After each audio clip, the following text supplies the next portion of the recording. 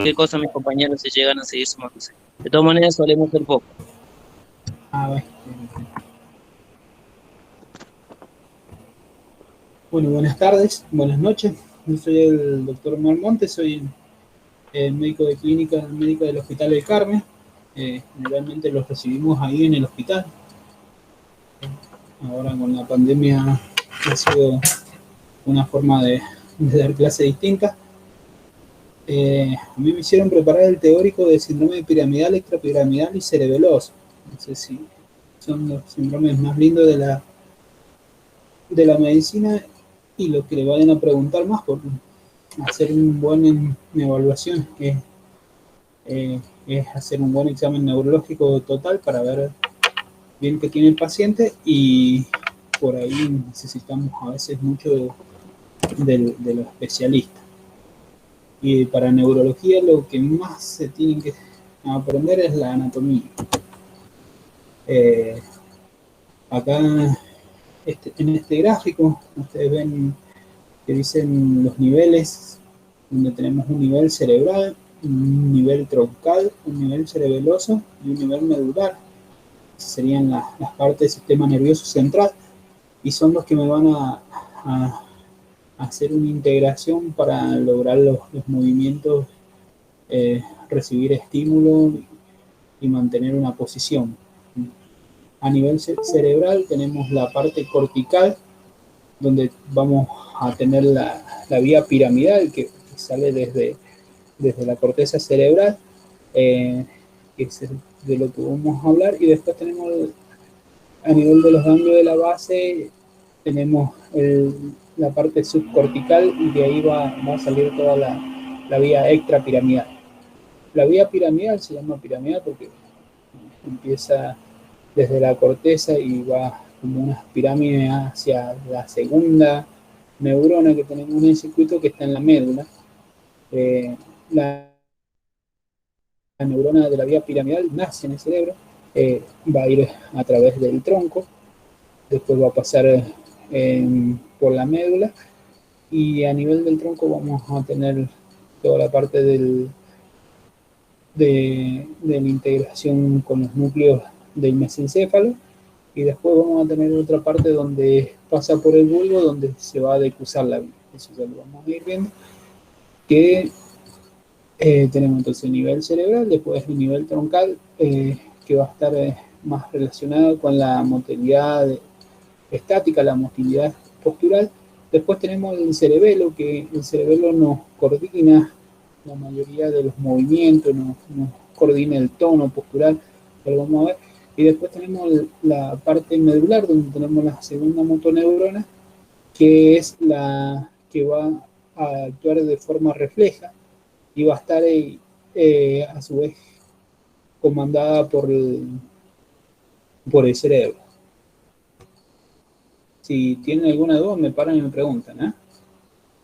En cuanto a la fisiología, ya dijimos, la actividad refleja es un estímulo mecánico que va a llegar hacia el asta de la médula, donde está la neurona.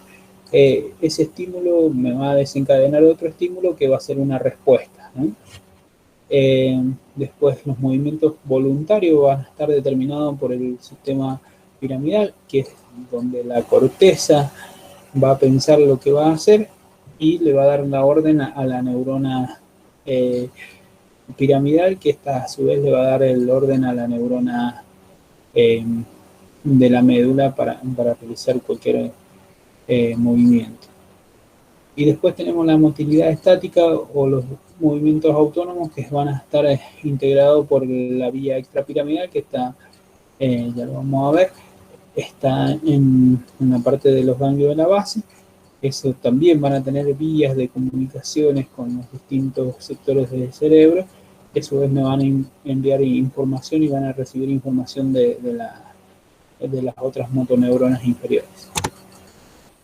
En cuanto a la neurona motora, este gráfico acá ven bien cómo se diferencia.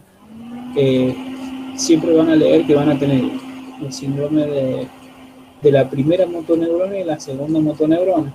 La primera motoneurona es la que nace acá, a nivel de la corteza y va a ir por donde dijimos, va a pasar por distintas estructuras de la parte subcortical. Primero nace en la corteza, después va a pasar por la parte subcortical, después va a pasar por el mesencéfalo, después va a pasar por el tronco propiamente dicho y va a llegar hasta de la médula, donde hasta laterales, y una pequeña proporción va a llegar a hasta las anteriores, donde va a estar la segunda motoneurona, que es esta, la segunda motoneurona, y actúa de manera refleja. ¿Qué es lo que es un reflejo? Por ejemplo, el ejemplo que le dan siempre es un paciente que se quema una mano.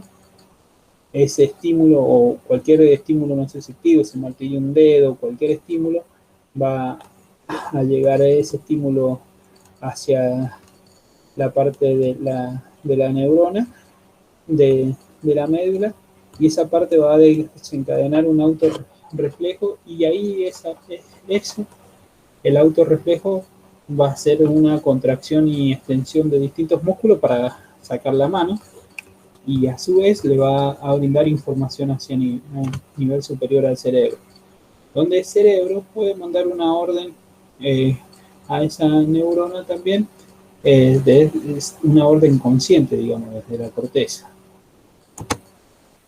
Esto sería una tablita de comparación de la motoneurona superior con la inferior, donde vamos a ver que alteraciones de la motoneurona superior va a haber una espasticidad muscular, en cambio en la inferior va a haber una flacidez muscular o hipotonía, va a haber en la superior va a haber una pérdida de fuerza que afecta a varios músculos, en cambio en la inferior puede haber sectores de músculo o músculos aislados, en la superior va a haber escasa o nada de atrofia, en la inferior una vez que haya alguna alteración de la motoneurona inferior, al no tener un trofismo, va a haber una atrofia muscular, y después en la motoneurona superior, cuando se altera, al regular a la motoneurona inferior, los reflejos tendinosos van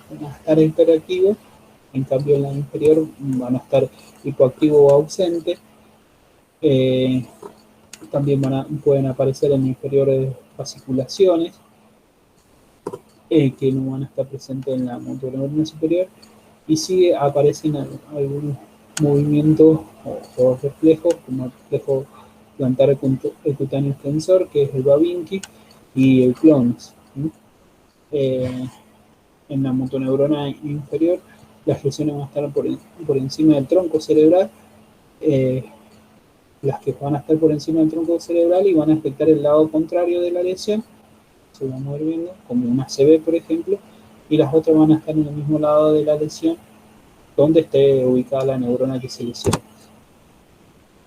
Entonces, la vía piramidal inhibe la actividad refleja y la actividad autonómica permanentemente.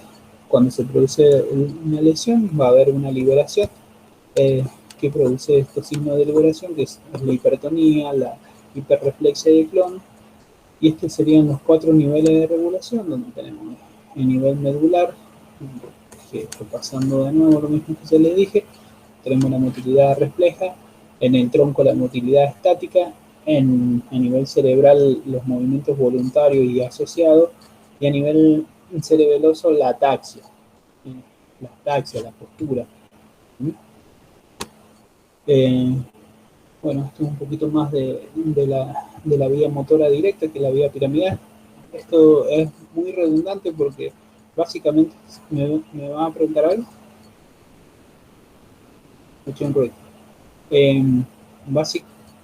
Sí, el clono, si ustedes lo, lo ven en el libro de semiología, van a hacer una maniobra donde van a agarrar el talón del paciente y van a tratar de despertar un movimiento, y son como contracciones que son involuntarias. al estar desinhibidas las neuronas, ustedes van a hacer una dorsoflexión del, del tobillo y ahí van a desencadenar como contracción involuntaria. Eso es el clon. Después tenemos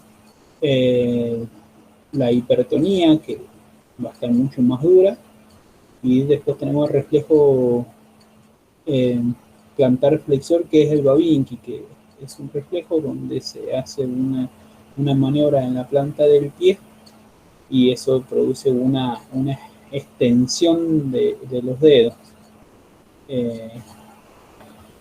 Básicamente yo le estoy nombrando cosas del síndrome, pero no le he puesto las maniobras específicas para cada cosa. ¿Se entiende más o menos el clon?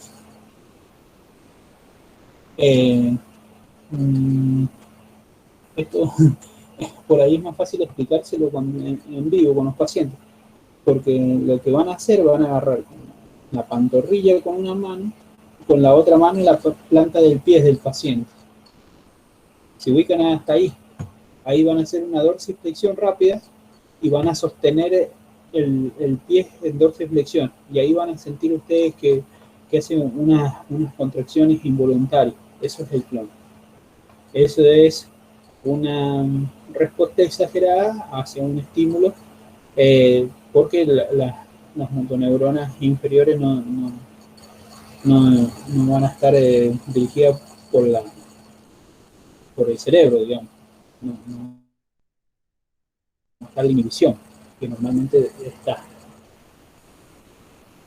¿Se entiende? Esa es una de las características de una alteración de la vía piramidal. La vía piramidal, recuerden que es la neurona superior. Bueno, la neurona superior nace de la corteza motora, que es el área 4 de Brodmann, que ahí va a estar ubicado el homúnculo motor, que va a tener una distribución de las distintas partes del cuerpo. Es la carita esa que les muestran los libros. Va a tener una distribución en la corteza, y después va a haber una corteza premotora y una corteza motora suplementaria que ayudan a la corteza motora a coordinar los movimientos, y esto va a pasar después por un centro val, donde se van a asociar distintas fibras, después la cápsula interna, y después esto, que la cápsula interna, bueno, tiene una rodilla y que este es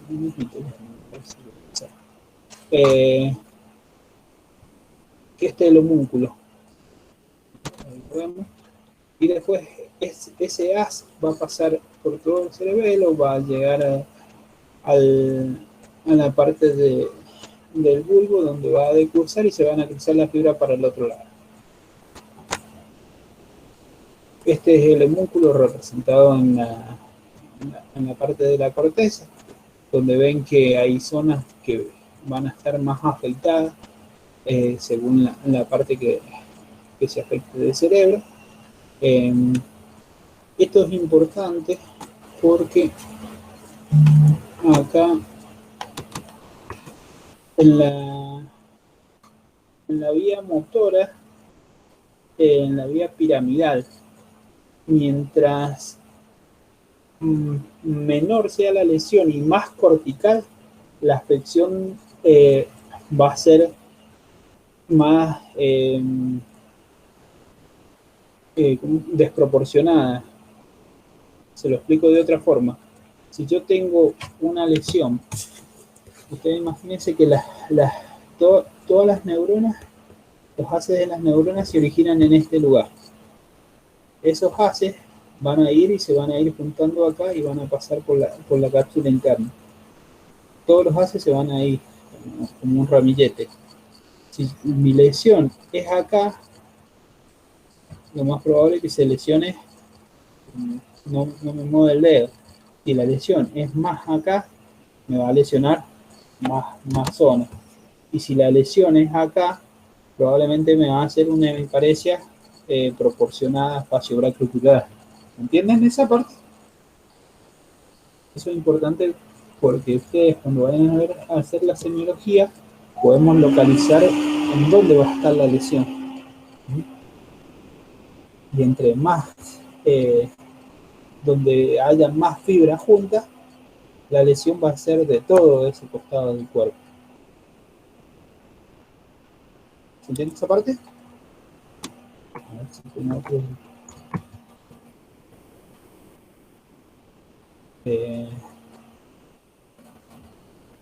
Ya va a aparecer otro dibujito más.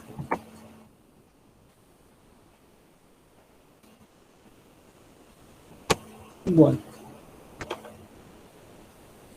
esto es bien más o menos lo mismo que le vengo explicando, de dónde salen los haz. El haz corticonuclear envía las fibras hacia los núcleos de los pares craneales. Existe el haz córtico-espinal, que va a estar en las pirámides del bulbo, y estos a su vez van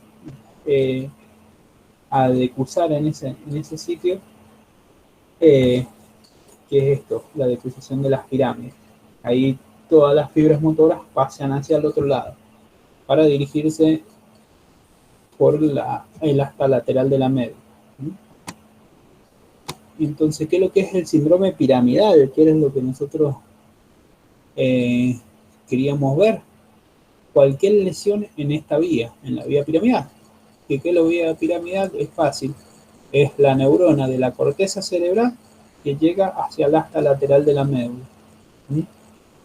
¿Cuándo se va a lesionar esa vía?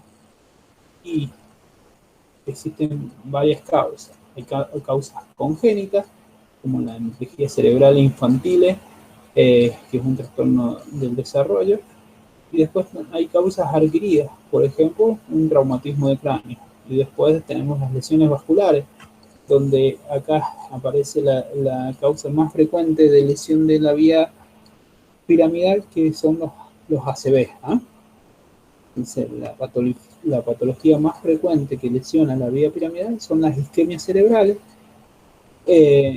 También pueden haber lesiones hemorragias, y las lesiones hemorrágicas pueden estar relacionadas a hipertensión, aterosclerosis, aneurisma cerebral. Entonces eso sí van a ser causas de lesión de la vía piramidal, y las isquémicas pueden estar relacionadas a trombosis, a embolia, espasmo, vasculitis y algunas otras alteraciones. Y después existen lesiones compresivas, donde van a entrar en juego los tumores. Y bueno, y también hay lesiones que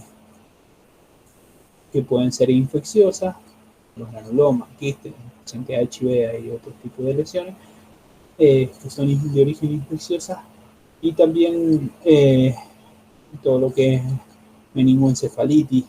Acuérdense, meningitis es inflamación de las meninges, encefalitis ya altera la corteza cerebral. ¿eh? Entonces ahí ya tenemos lo que llamamos signo de foco, que el signo de foco en un paciente es nada menos que la lesión de la vía piramidal. ¿Se entiende esa parte? Estamos viendo la parte motora. Vía piramidal es motora. Acá estaba lo que yo les decía, que es más fácil entender. Si ustedes ven, acá tienen el dibujo del homúnculo, y ven que las fibras se van juntando y pasan por la cápsula interna, que es esta, y hay vías que pasan, cintillas que pasan por la cápsula interna, después se van hacia adelante en el mesencéfalo, pasa por las pirámides y declusa. Y se van hacia la asta lateral. Una cierta parte puede seguir por una asta anterior de la médula. Hay distintos niveles. La corteza de lesión, donde está la corteza motora, la cápsula interna, los haz corticonucleares, y después la decusación y los haz corticoespinales, que es lo más importante del lateral, y después está el córtico espinal anterior. En cuanto a la clínica, podemos tener parálisis o paresia de grandes grupos musculares, hipertonía La hipertonía, acuérdense de esto, que la motoneurona inferior deja de inhibirse y lo que produce es una hipertonía, hiperreflexia osteotendinosa, el clono, hay sinestesia, eh, y hay abolición de los reflejos cutáneos mucosos y aparece el signo de David.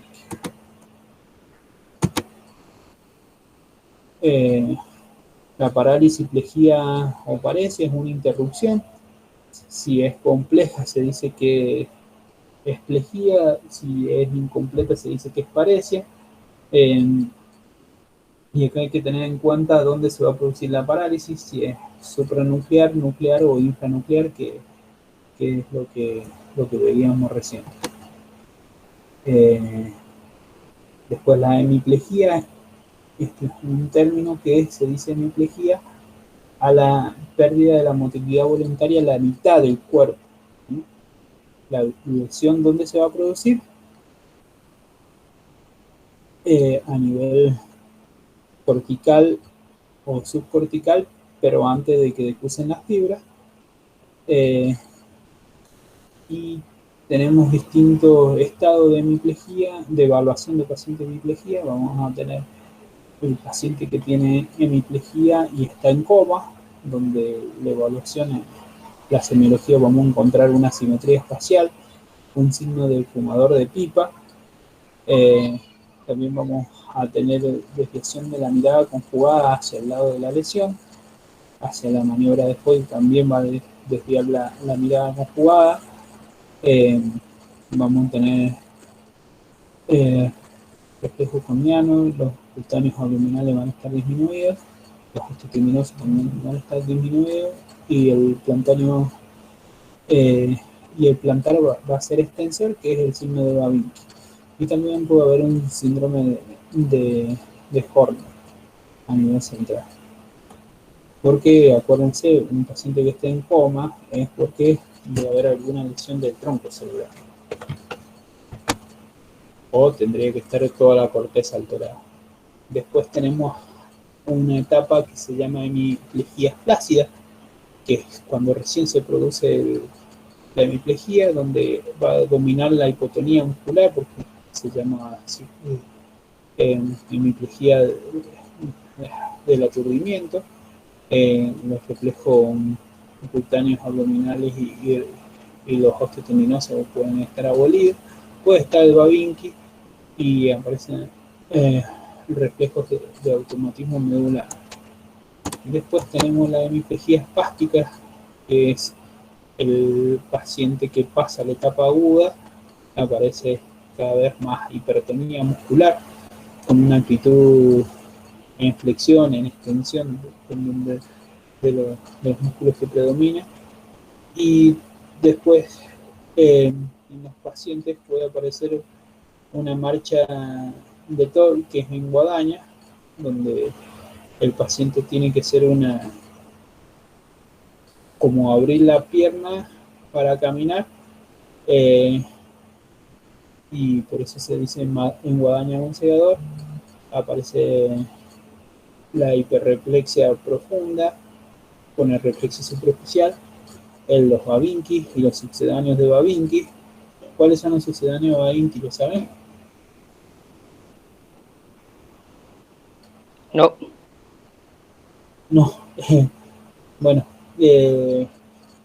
serían los sucedáneos de Babinski, son unas maniobras que uno hace para desencadenar la extensión.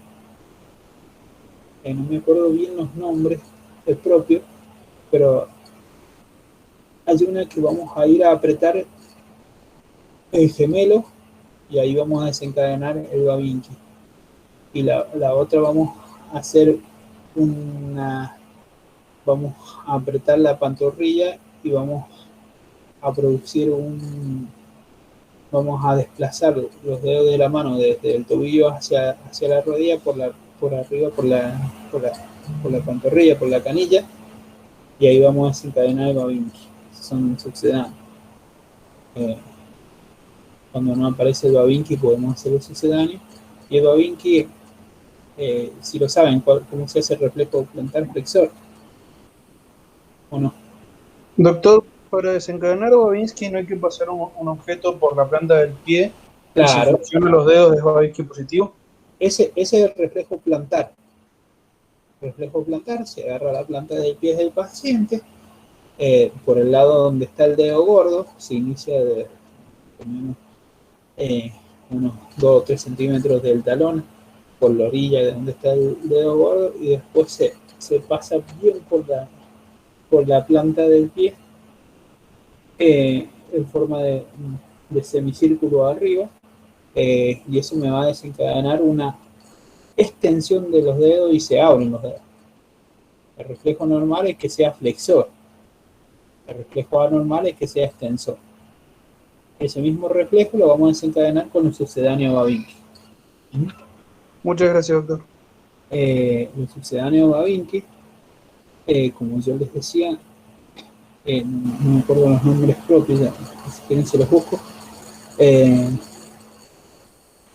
pero tenemos que hacer desencadenar el Babinski con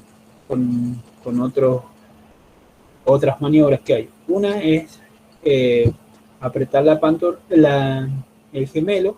Al apretar el gemelo, ustedes van a ver que se produce una flexión. Esa misma maniobra me sirve para desencadenar el clonus, que ya le había dicho. Pero el clonus lo van a desencadenar sosteniendo el pie en dorsiflexión.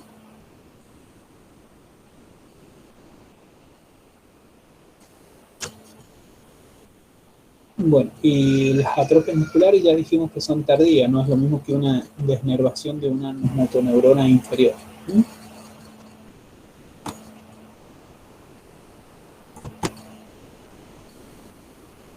Después tenemos otra clasificación de las hemiplejías, donde decimos que hay hemiplejías directas que afectan la vía antes de la decusación, y las hemiplejías alternas que van a afectarlas a nivel de las fibras ya decusadas. Pero estas hemiplejías alternas, lo que van a tener de importante es que van a afectar los núcleos que están en el mesencéfalo, ¿no? Entonces vamos a tener una alteración de la vía piramidal ya decusada y una alteración de un núcleo del mesencéfalo. ¿Qué núcleos están en el mesencéfalo? Los núcleos de los pares craneales. Entonces podemos tener una alteración de un par craneal del lado derecho y una hemiplejía izquierda. Eso tendría un síndrome alterno, que tiene nombres propios.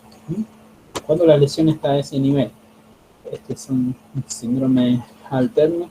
El que siempre y más característico es el de Weber o el de Weber, que es una hemiplegia brachiocrural contralateral a la lesión, con una parálisis del tercer par del lado de la lesión. El núcleo del tercer par está del lado, las fibras van a salir hacia el lado de la lesión y las otras van a decruzar y van a salir hacia el otro lado. Ese sería un síndrome alterno. Después, la paraplejía y la paraparesia se refiere a cuando hay un compromiso de dos regiones simétricas del cuerpo. Generalmente decimos que es paraparesia o paraplejía cuando nombramos los miembros inferiores. Por ejemplo, paraparesia de miembros inferiores cuando hay una lesión medular, y diplejía braquial cuando hay una paraparesia de miembro superior.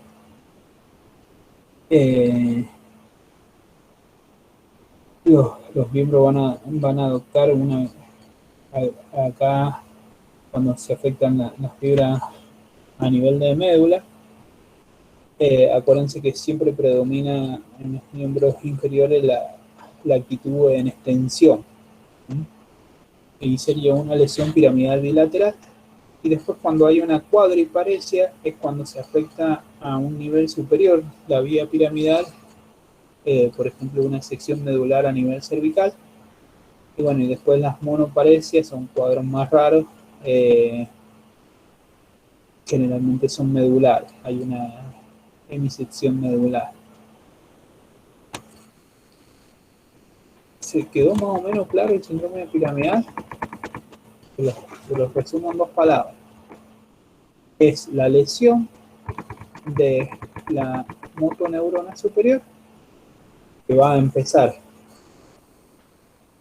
a nivel de la corteza cerebral, va a pasar por la cápsula interna, después va a pasar por el mesencéfalo, va a ser la pirámide que después va a decusar.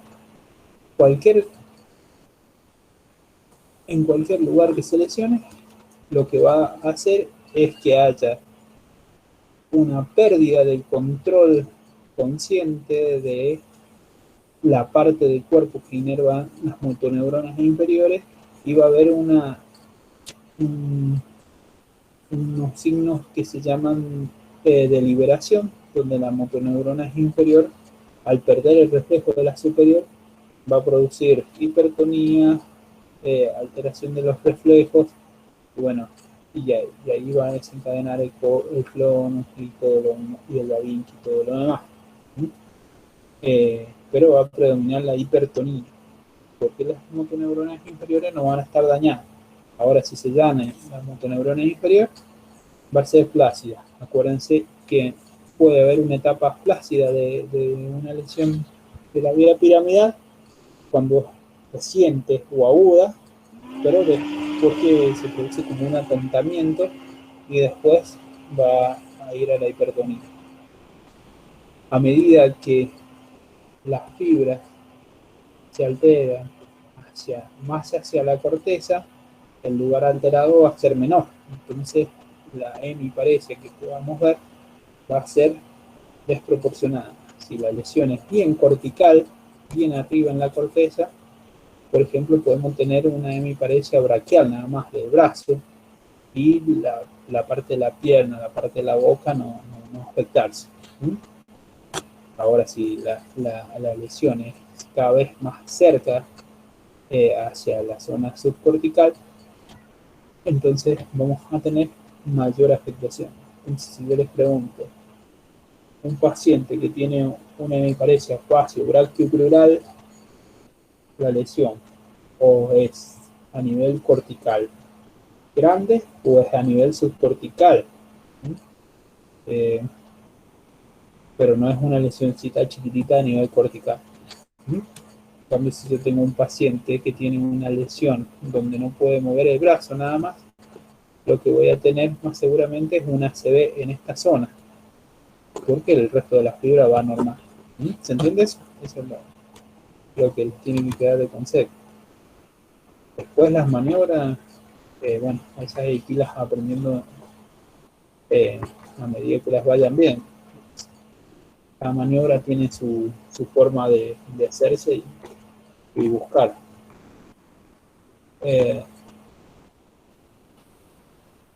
Después tenemos lo que es el síndrome extrapiramidal.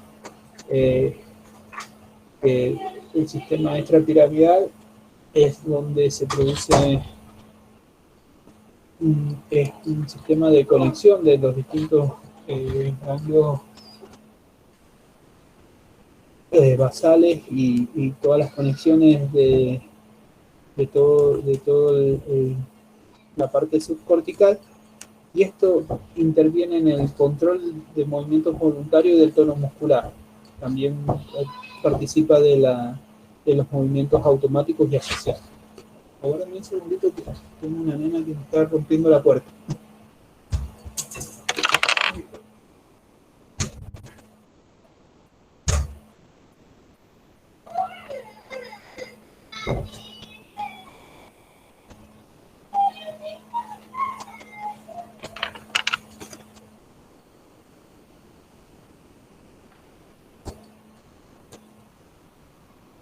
Ahí volví. Bueno, entonces el síndrome extrapiramidal son básicamente conexiones de los núcleos o ganglios de la base, que se llaman, están en la zona subcortical, y ahí tenemos un núcleo que se llama putamen, un núcleo que se llama globo pálido, un núcleo que se llama caudado, y también tenemos otras zonas un poco más abajo donde están los núcleos subtalámicos, la sustancia negra y el núcleo rojo. Estos núcleos son de integración de movimientos y ya vamos a ver qué pasa cuando se alteran sus conexiones. La patología acá principal o más característica del síndrome extrapiramidal es el Parkinson. En el Parkinson se produce una alteración, si ven, esta sería la vía normal, donde hay ciertos neurotransmisores que van a ir de un lado para otro a llevar estímulo, y hay una sustancia negra que va hacia el putamen, y esta vía se llama nigroestriada. Esa vía nigroestriada se altera en el Parkinson, y eso va a producir una alteración que ya la vamos a ver. Entonces las funciones que tiene el sistema extrapiramidal son movimientos voluntarios, que es coordinar los movimientos voluntarios, ¿eh? La corteza va a dar una orden y el síndrome extrapiramidal lo va a coordinar. Entonces, como un ejemplo, yo doy una orden de que se haga, de llevar una mano hacia un lado. Si no hay una coordinación de los músculos antagonistas, no voy a poder llevar la mano bien. Eso es lo que pasa en las alteraciones extrapiramidal. También lo que me va a manejar es el tono, y también existen algunos movimientos automáticos que va a manejar el sistema extrapiramidal, donde tenemos los movimientos que están impulsados por la parte emocional, los instintivos, por ejemplo, los defensivos o reactivos, esos movimientos ante un ataque o ante tener que salir corriendo, van a estar coordinados, primero pararse, después correr por el sistema extrapiramidal. Y también van a estar coordinados los movimientos aprendidos, por ejemplo, escribir, andar en bicicleta o nadar, y a su vez van a estar coordinados los movimientos asociados. Los movimientos asociados son movimientos automáticos complejos, por ejemplo, poder pedalear y manejar el volante de la bici, o un movimiento de nadar, donde voy a coordinar el movimiento de los miembros superiores y un movimiento de los miembros inferiores. Todo eso lo coordina el sistema extrapiramidal. Cuando existe una alteración, vamos a tener trastornos del movimiento, donde van a haber trastornos del movimiento que son automáticos, y trastornos del movimiento que son voluntarios, de movimientos voluntarios. Dentro de los movimientos voluntarios vamos a tener los trastornos hipercinéticos, que son los que vamos a tener en el Parkinson. Puede haber temblor, corea, balismo, todos movimientos descoordinados, tics, ictericia. Y después tenemos los hipocinéticos, que es lo más característico del Parkinson, que es la bradicinesia o las acinesias. Esto es movimientos lentos, ¿no? Y después los movimientos automáticos, como le dije, son movimientos que pueden estar desencadenados por la parte emocional, instintivo, o movimientos asociados o movimientos aprendidos. Entonces lo emocional se pierde la mímica facial y los movimientos asociados, por ejemplo, un paciente que va caminando y al caminar no produce el balanceo de los brazos. Les voy dando características de la enfermedad de Parkinson, ¿no? El paciente de enfermedad de Parkinson camina sin balancear los brazos. En cuanto a la exploración del temblor, Tenemos distintos tipos de temblores. Tenemos un temblor de reposo, que es el típico del paciente de Parkinson. Este lo evaluamos con el paciente haciéndole estirar las manos o poniendo la mano como para saludarnos. Lo podemos sensibilizar inclusive poniéndole una hoja arriba de las manos, sin estirar las manos. Después tenemos el temblor de actitud, que es donde tenemos, por ejemplo, un paciente que va a buscar un vaso, que va a temblar la mano de ir a buscar el vaso. Después tenemos los temblores intencionales, que también tenemos un temblor de actitud y el de escritura. Este lo desencadenamos tratándole de hacer que el paciente me toque el dedo índice. El paciente va a tener intención de tocar el dedo índice y no va a poder de la manera de escapar. Y bueno, los distintos temblores, haciendo escribir el paciente, tienen distintas alteraciones.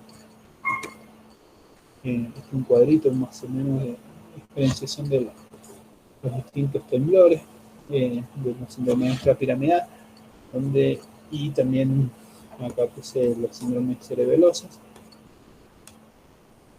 El síndrome intrapiramidal ya es como característico del Parkinson, que tiene un temblor de reposo, de actitud.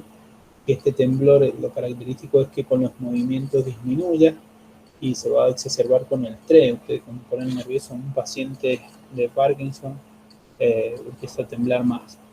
Y después tenemos los fisiológicos, que aparece generalmente cuando hay un estado de estimulación adrenérgica. Pues este es un temblor postural que es fino y rápido. Generalmente un paciente le van a aparecer, por ejemplo, para estar más activo. Después el síndrome cerebeloso, lo que me va a producir un temblor intencional, característico, que una de las maniobras es hacerlo buscar un vaso, como hemos visto.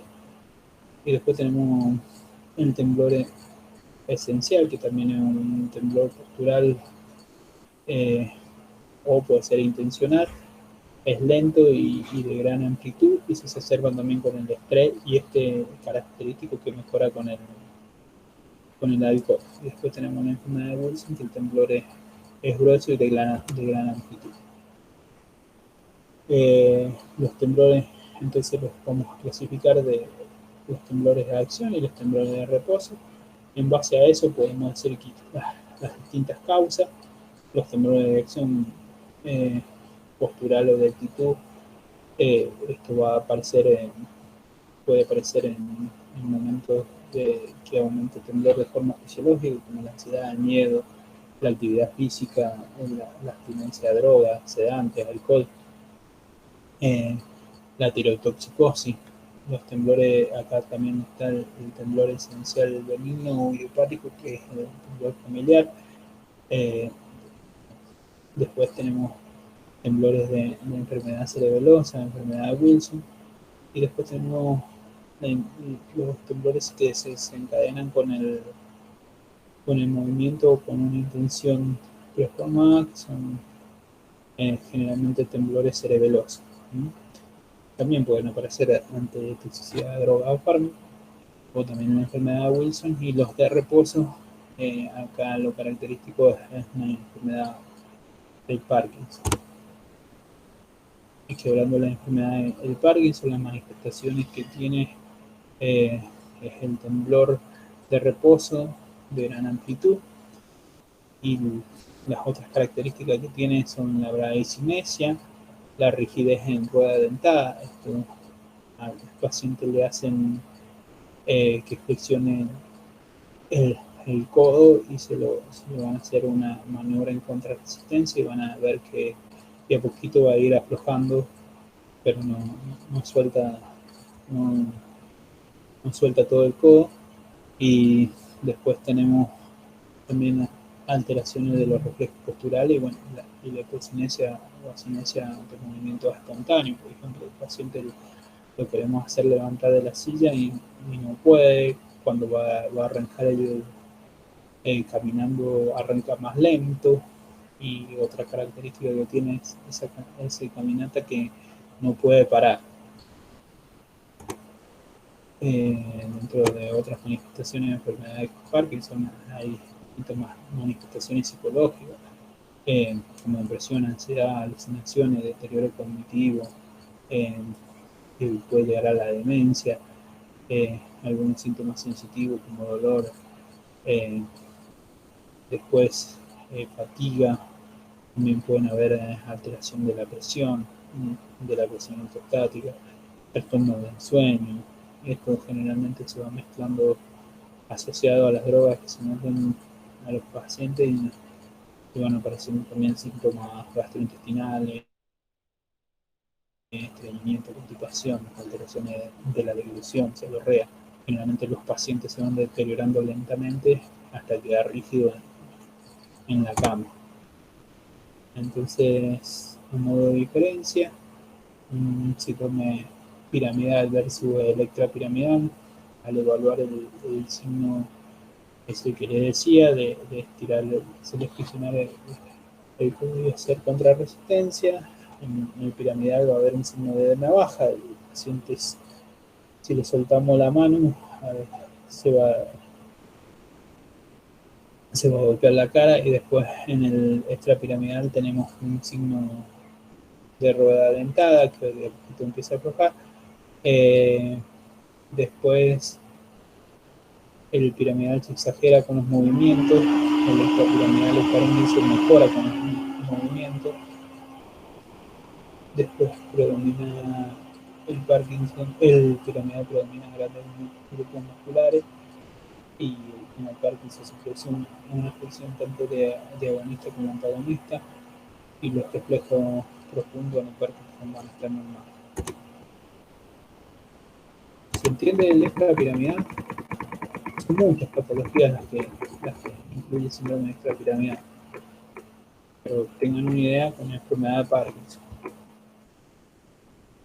Después, por último, tenemos el síndrome cerebeloso, que van a estar dados por un conjunto de signos y síntomas por una alteración del control cerebeloso sobre la motilidad estática y cinética. Acuérdense que el cerebelo dijimos que también actúa de forma controlando la motilidad, sobre todo el tono postural. Entonces, las funciones del cerebelo podemos dividirla en función de regulación del tono muscular, en coordinación de los movimientos, donde tenemos una ataxia, y en coordinación del equilibrio, junto con el sistema vestibular y con el sistema, ¿cómo se llama?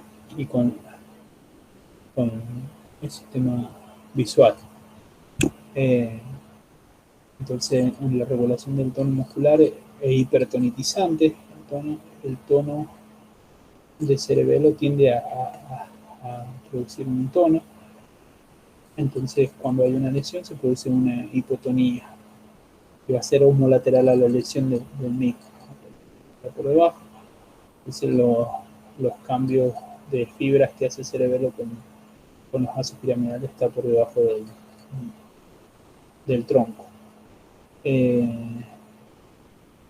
Los hemisferios cerebelosos, para que se den una idea, son distintos a los cerebrales, van a actuar sobre los miembros homolaterales, y el vermi va a actuar sobre la cara, el cuello, la cintura escapular y pelviana. En cuanto a la coordinación de los movimientos, produce una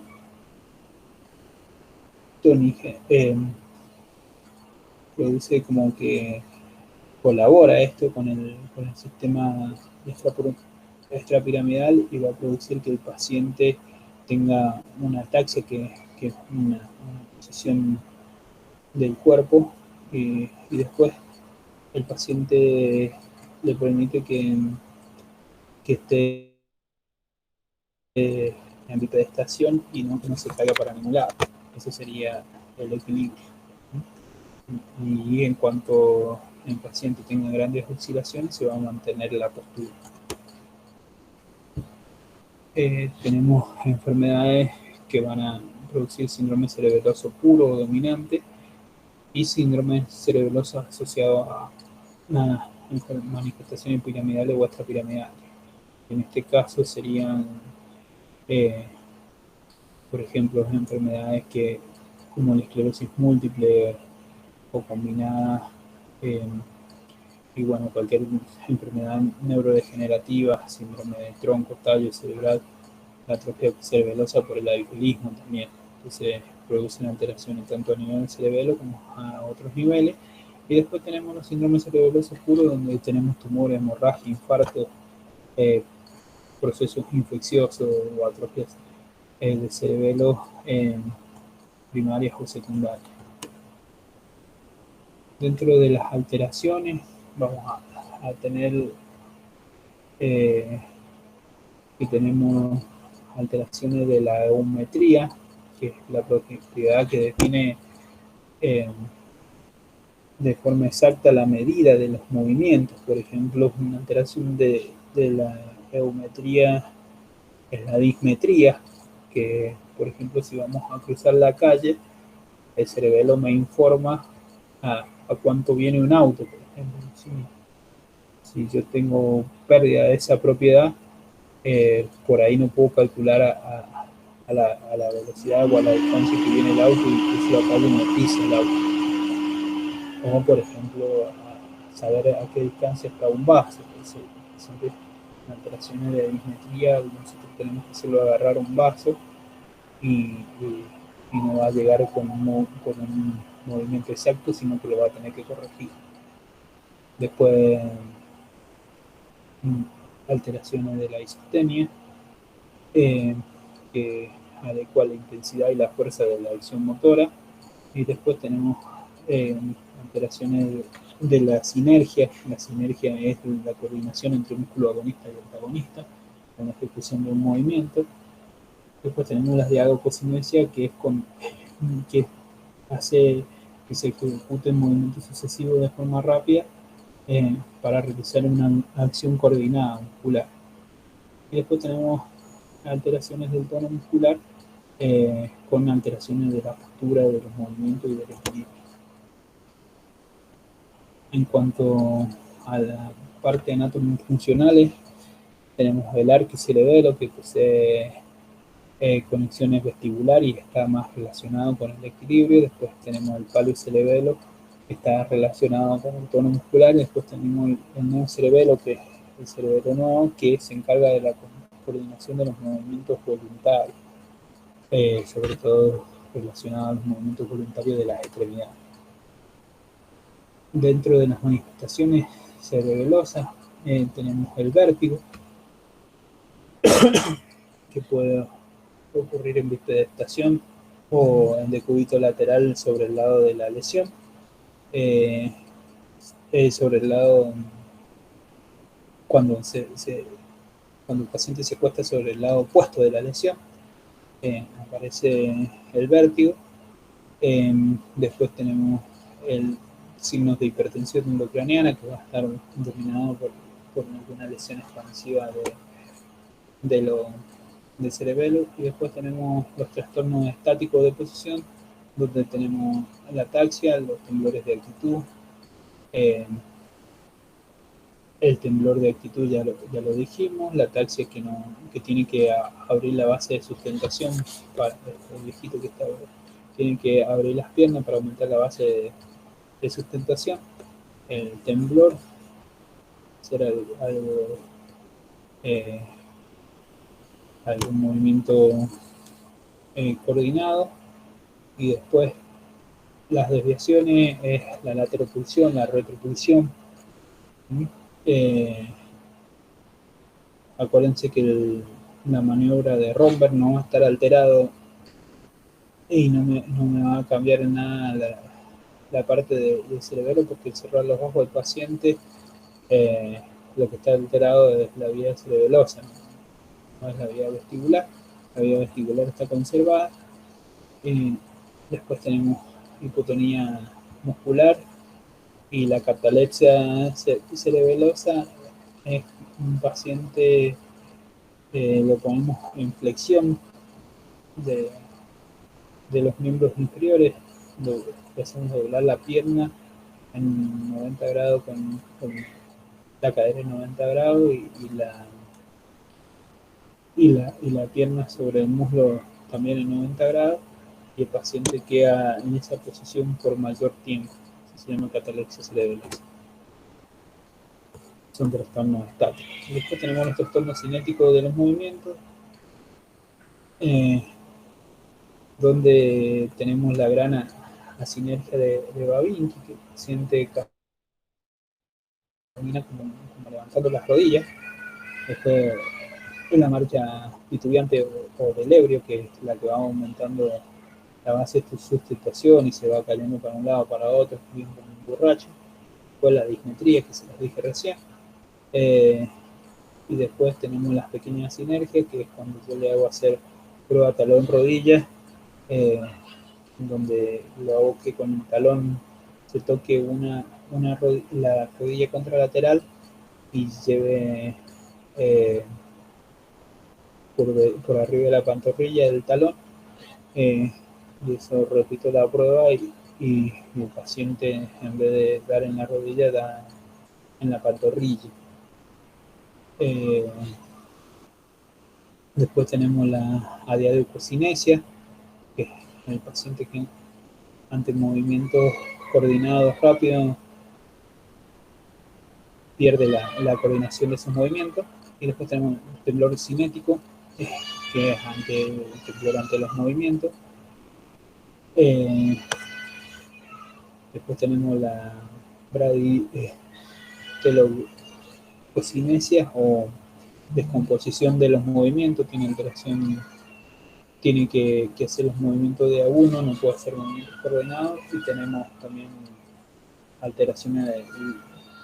una alteración que se llama de los reflejos pendulares, por ejemplo, ante un reflejo osteotendinoso de la rodilla, y el paciente queda pendulando, no puede parar el movimiento.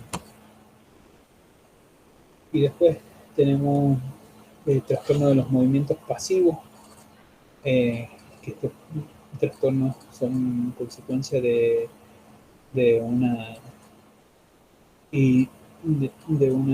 hipotonía muscular, donde tenemos una prueba pasiva de Hammer-Thomas, estando el paciente de pie, el médico lo tomamos de atrás, lo toma en la cintura y le va a hacer un movimiento del tronco hacia la derecha e izquierda, dejando un brazo colgado, y el paciente va a empezar a hacer el brazo como un péndulo. No puede seguir el movimiento del cuerpo.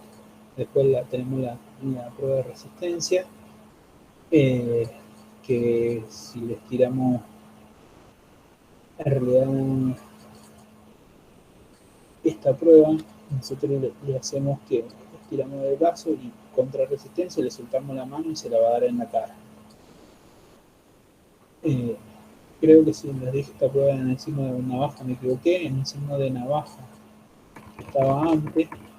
Lo que hace en este signo de navaja es, ante contrarresistencia, me va a soltar la resistencia rápido, y esto me lo va a soltar en rueda dentada, despacito, de parte por parte. Y la prueba cerebelosa, que le suelta la mano y se la va a dar en la cara.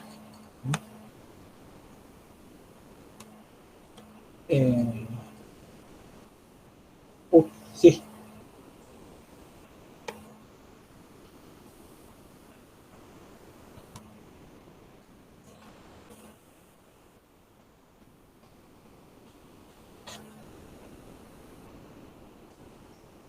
Claro, en la prueba de Hammer-Thomas, ¿viste? Esta figurita, no sé si la alcanzan a ver. Lo colocas al paciente y lo moves de derecha a izquierda, y lo que va a hacer el péndulo es el brazo. En realidad el otro, lo que le hacemos es un reflejo tendinoso y el paciente no lo va a poder detener. En esto lo que vemos que ante una postura pasiva del paciente no tiene una relación la postura del brazo con la postura del cuerpo, entonces empieza a, a hacer un péndulo del brazo. No sé si se entiende.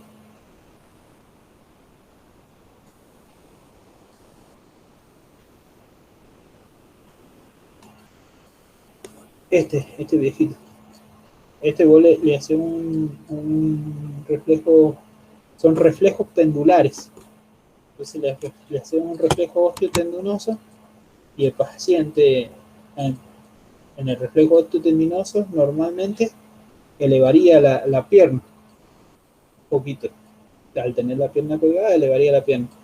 Pero en este lo que hace es va y viene la pierna, no puede detener el movimiento.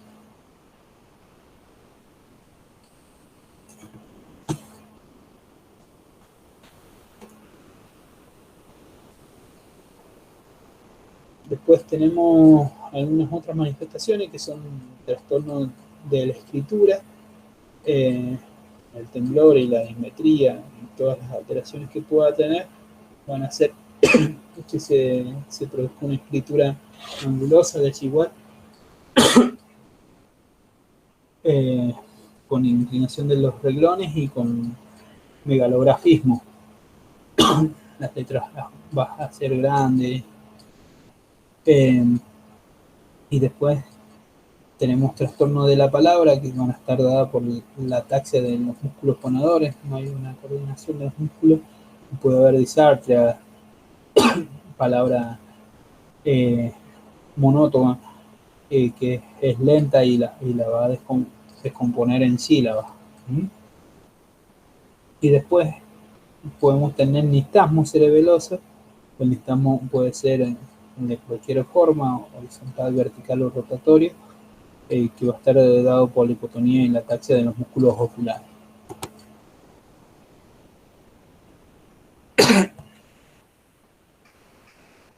Bueno, el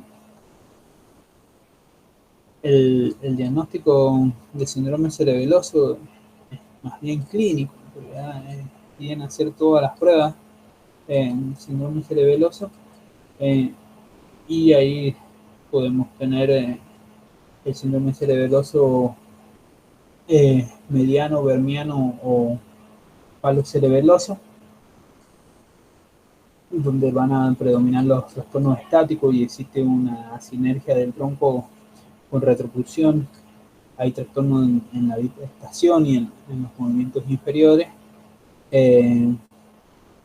Y bueno, y el vermis, acuérdense que va a influir en la línea media, entonces va a haber una incoordinación muscular que va a afectar todo lo que es la cabeza, el tronco, y no tanto las extremidades. Después el paciente va a tener una tendencia a caerse hacia adelante o atrás y va a tener dificultad para mantener la cabeza quieta o en posición erecta. Después tenemos los síndromes cerebelosos laterales, que son los hemisféricos, está el neocerebelo, que van a predominar los trastornos de los movimientos, los trastornos cinéticos, donde va a haber una incoordinación de los miembros, lateropulsión, hipotonía muscular, y en general los síntomas van a ser unilaterales y afectan los músculos del mismo lado del cerebelo enfermo. Y van a provocar alteración. Vieron que dijimos que el neocerebelo generalmente afectan más las extremidades. Y se va a producir un trastorno con descomposición de los movimientos. También este paciente van a haber oscilaciones y caídas hacia un lado de la elección, generalmente hacia el mismo lado de la lesión del cerebelo. Y después tenemos los síndromes cerebelosos asociados a otros síndromes neurológicos que acá podemos tener trastornos asociados a trastornos paracraneales o del tronco, de los núcleos paracraneales o de la vía piramidal produciendo algunos síndromes alternos. La parte del cerebelo es la más compleja de explorar, pero en general, si ustedes saben las funciones del cerebelo, cuáles son, que son estas, existe maniobra para ir viendo cada una de estas cosas. ¿Mm? Acuérdense que va a tener trastorno de la eumetría, va a haber algunos trastornos de los músculos antagonistas y, y, y antagonistas, y después van a haber trastornos de la diadococinesia que son eh, al hacer movimientos rápidos y coordinados el paciente va a estar alterado.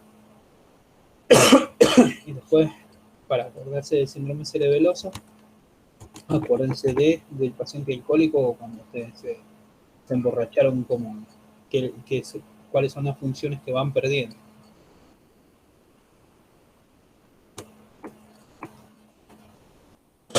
Bueno, ¿alguna pregunta?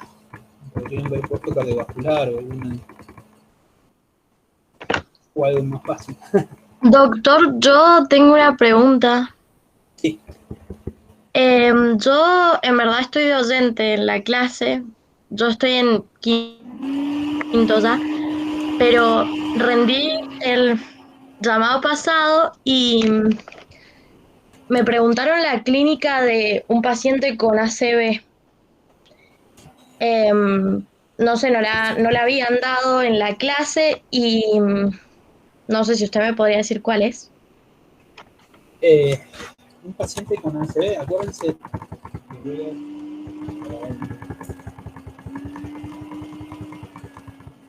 ACV, ¿qué es lo que es? ACV es ¿qué es lo que significa ACV? ¿Alguien sabe? Accidente cerebrovascular o ataque, como dicen los norteamericanos, stroke.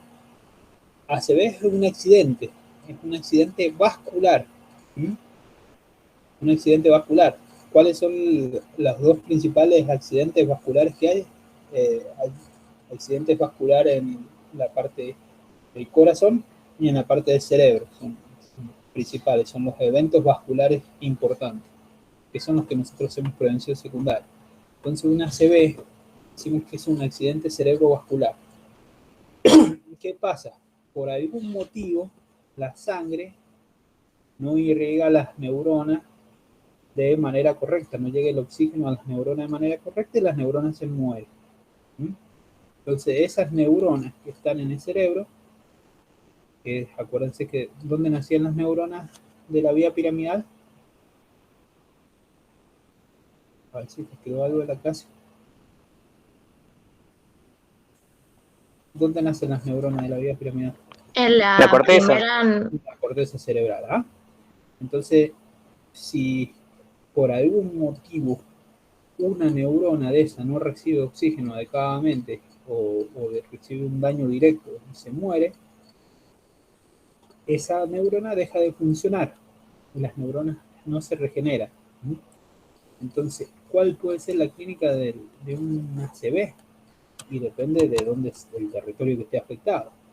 Si yo tengo el territorio y dónde sea el ACV, acuérdense que yo les dije que es un accidente cerebrovascular, pero el cerebro no es solamente la corteza, sino que existe la parte subcortical.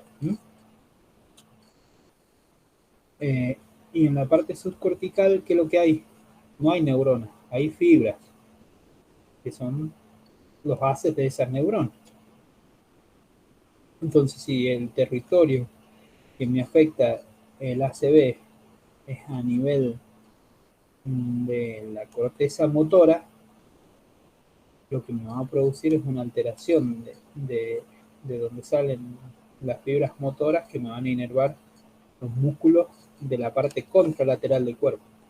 Entonces lo que me va a producir, si me afecta toda la corteza motora, me va a producir una hemiparesia facio-brachiocrural. Si el ACV izquierdo, la hemiparesia va a ser derecha.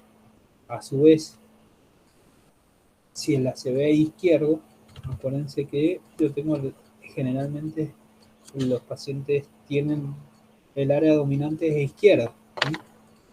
En el área dominante está las áreas eh, del aula, ¿sí? Entonces me va a producir afasia también, afasia motora. ¿Recuerdan?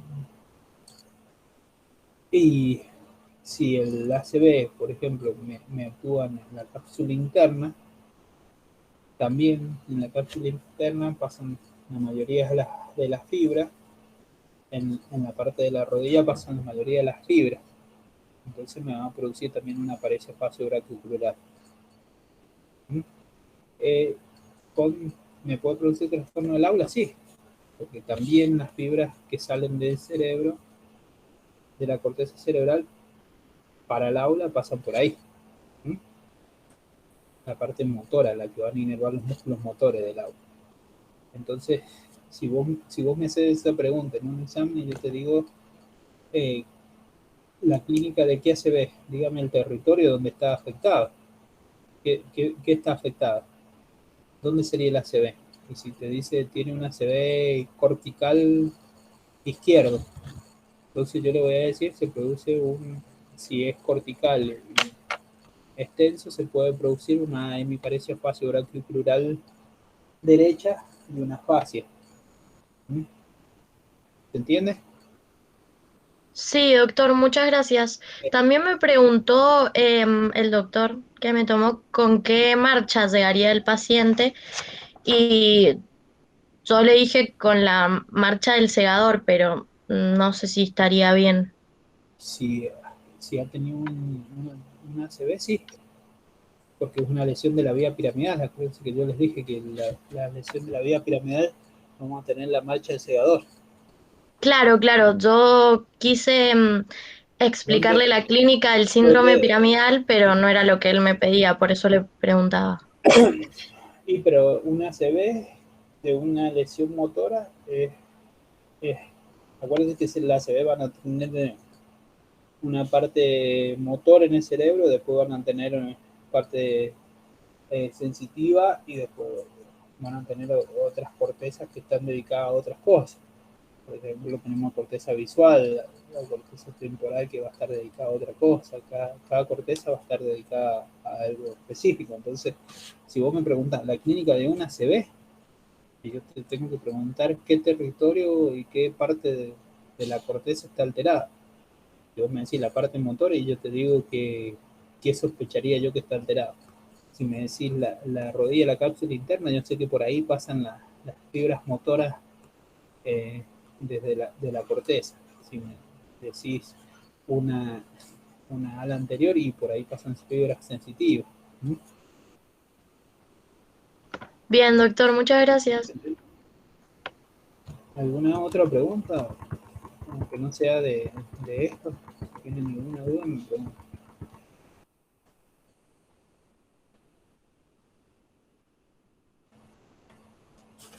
Por ahí en ACV tenemos diferenciación si el accidente cerebrovascular es isquémico o hemorrágico.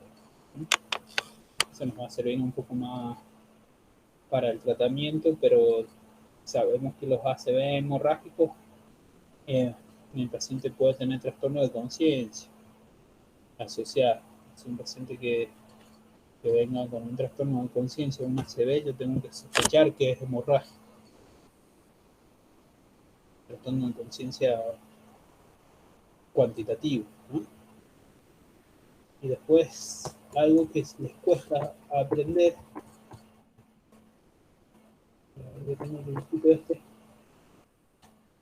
es que la parte de la conciencia, el nivel de conciencia va a estar en el tronco, ¿Mm? El sistema reticular ascendente. El nivel de conciencia es como la luz, prende y apaga.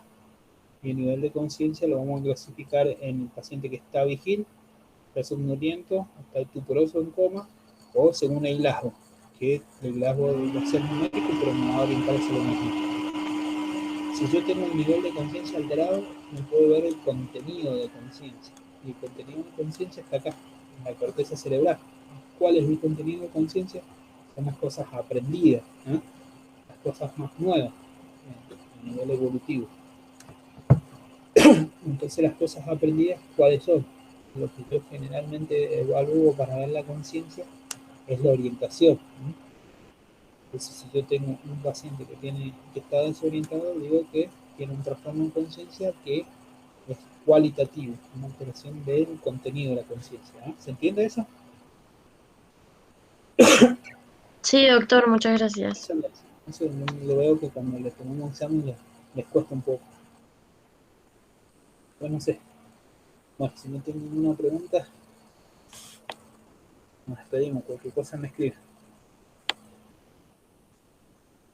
Gracias, doctor.